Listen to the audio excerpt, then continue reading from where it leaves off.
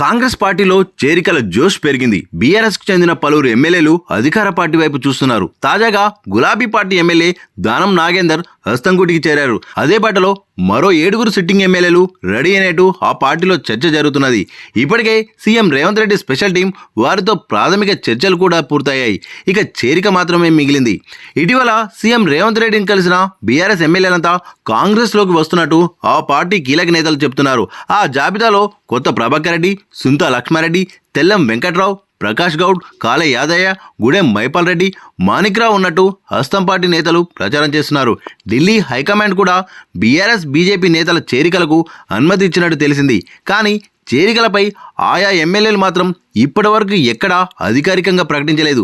లీకులు కూడా అందకుండా జాగ్రత్త పడుతున్నట్టు తెలుస్తున్నది. పార్టీ మారడం లేదంటూ చివరి వరకు చెప్పుకొచ్చిన దానం ఉన్నట్టుండి ఏఐసీసీ దీపాదాస్ మున్సి సమక్షంలో ఆదివారం కాంగ్రెస్ కండువ కప్పుకోవడంతో బీఆర్ఎస్ నేతలు షాక్కు గురయ్యారు. ఘర్ వాపసీలో భాగంగానే ఆయనను కాంగ్రెస్లో చేర్చుకున్నట్టు ఆ పార్టీ వర్గాలు తెలిపాయి.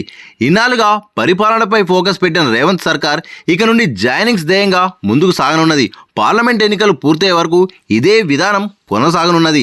జాయినింగ్స్ పై చర్చల కోసం సీఎం రేవంత్ రెడ్డి ఏర్పాటు చేసిన స్పెషల్ టీం ఇదే పనిలో నిమగ్నమైంది.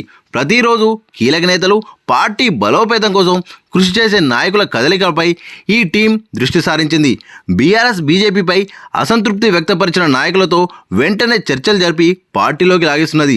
తాజాగా మాజీ ఎంపీ జితేందర్ రెడ్డి, బొంతు రామ్మోహన్ ఫ్యామిలీ, పట్నం సునీతా మహేందర్ రెడ్డి, సిట్టింగ్ ఎంపీలు రంజిత్ రెడ్డి, పసునూరు దయాకర్ తదితర నేతలను పార్టీలోకి తీసుకువచ్చేందుకు సీఎం పొలిటికల్ అఫైర్ టీం తీవ్రంగా శ్రమించింది.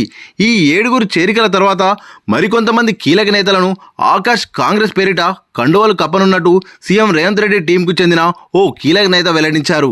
రాష్ట్రంలో పవర్లోకి వచ్చిన తర్వాత ప్రజలు ఇచ్చిన తీర్పును గౌరవిస్తూ ముందుకు సాగాలని గతంలో కాంగ్రెస్ నిర్ణయం తీసుకుంది. ఇతర పార్టీ పేరుతో గెలిచిన వారిని పార్టీలో చేర్చుకోవద్దని తొలుత సూత్రప్రాయ నిబంధన పెట్టుకుంది. ప్రజలు ఇచ్చిన ఫలితాలతోనే ప్రభుత్వాన్ని నడిపించాలని భావించింది. మేలో పార్లమెంట్ ఎన్నికలు జరగనుండడంతో అన్ని పార్టీలు ఎన్నికల ప్రచారానికి రెడీ అవుతున్నాయి. ఇదే టైంలో కాంగ్రెస్ ప్రభుత్వం కూలిపోతుందని బీఆర్ఎస్ బీజేపీ నేతలు పదే ప్రచారం చేస్తున్నారు. దీంతో ఈ అంశాన్ని సీరియస్గా తీసుకున్న రాష్ట్ర పార్టీ ఈ విషయాన్ని ఢిల్లీలోని హైకమాండ్కు వివరించింది. పలు దఫలుగా చర్చలు జరిపిన తర్వాత జాయినింగ్స్ పై దృష్టి పెట్టాలని ఏఐసీసీ నుండి రాష్ట్ర పార్టీకి ఆదేశాలు అందాయి. సీఎం, మంత్రులు కూడా ఏకాభిప్రాయానికి వచ్చి చేరికలకు గ్రీన్ సిగ్నల్ ఇచ్చారు. దీంతోనే పార్టీలో చేరికల గేట్లు తెరిచామని సీఎం సైతం వెల్లడించారు. స్థానిక పరిస్థితులు, రాజకీయ వృద్ధి, పార్టీ బలోపేతం లాంటి వివిధ సమీకరణాలను పరిగణలోకి తీసుకుంటూ జాయినింగ్స్ ఉంటాయని పార్టీ నేత ఒకరు తెలిపారు.